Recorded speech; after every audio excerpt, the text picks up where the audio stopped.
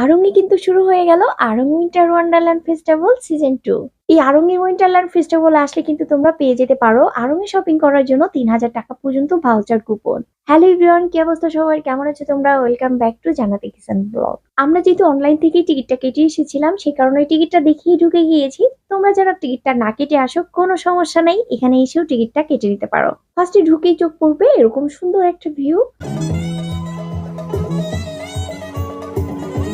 এর পাশেই রয়েছে DIY jewellery making, glass painting, block painting.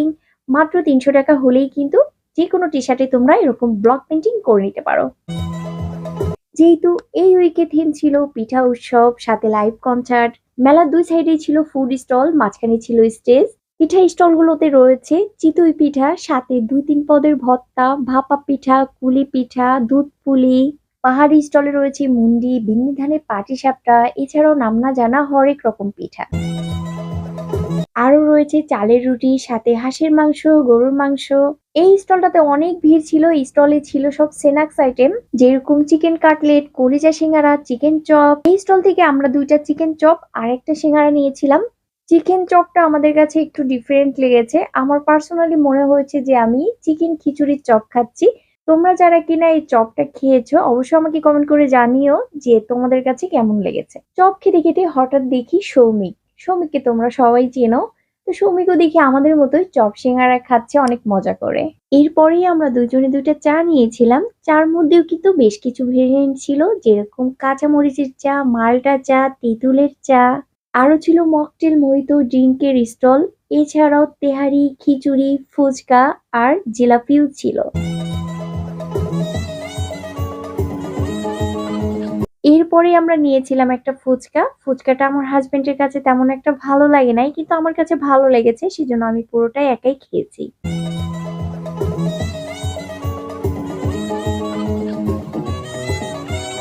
এবার কিন্তু ওদের একটা আলাদা কার্নিভাল জোন ছিল, আর এই জায়গায় এত মজার মজার গেম ছিল।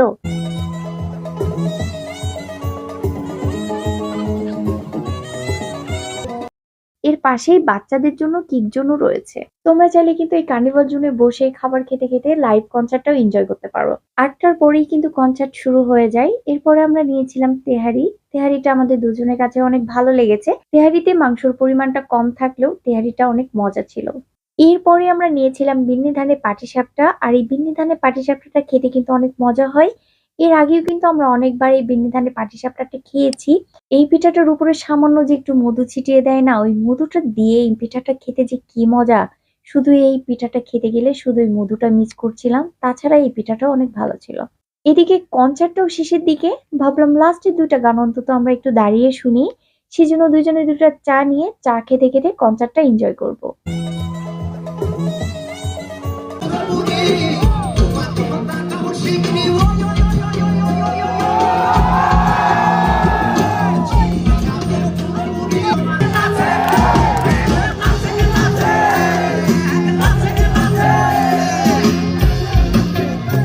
এই তো ছিল আমার আজকের ভিডিও। ভিডিওটি কেমন হয়েছে অবশ্যই কমেন্ট করে জানিও। আমার পেজটাকে ফলো দিয়ে চ্যানেলটাও সাবস্ক্রাইব করে দিও। আর এই আড়ং এর উইন্টার ওয়ান্ডারল্যান্ড ফেস্টিভ্যাল চলবে কিন্তু এই ডিসেম্বর মাস জুড়েই। সপ্তাহে ২ দিন, বৃহস্পতি আর শুক্র, বিকাল ৪টা থেকে রাত ১১টা পর্যন্ত। তোমরা সবাই ভালো থেকো, সুস্থ থেকো। ভিডিওটি দেখার জন্য সবাইকে অসংখ্য ধন্যবাদ। আল্লাহ হাফিজ।